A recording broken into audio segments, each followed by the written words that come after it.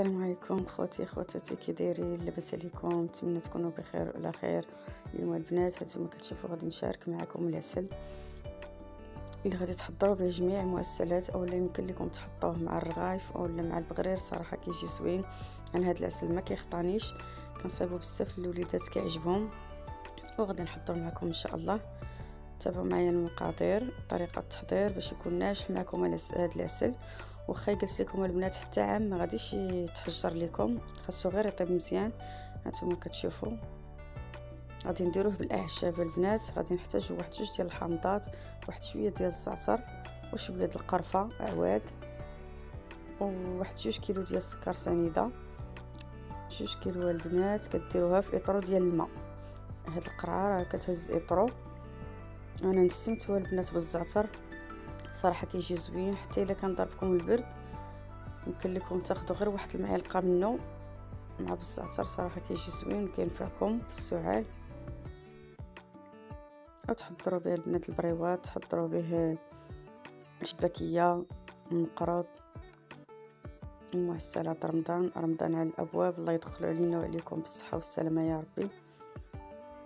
صافي هنا من بعد ما خدينا 2 كيلو ديال السكر سنيده، ولا يمكن لكم ديروا القالب. انا ديجا حضرت معكم البنات في القناه بالسكر سنيده وبالقالب، اللي بغيتو اللي متوفر عندكم. انا درت 2 كيلو سنيده، 2 ديال الحامضات متوسطين، الا كانت حامضه كبيره يمكن لكم ديروا غير وحده، والقرفه وشويه ديال الزعتر. صافي هنايا البنات خليناه يطيب، ما كنسدوش عليه حتى كيبان لكم هذاك الحامض بدا كيتغير ليه اللون ديالو، وداك العسل بدا كيطيب. ما غاديش تخليوه البنات حتى يتحرق.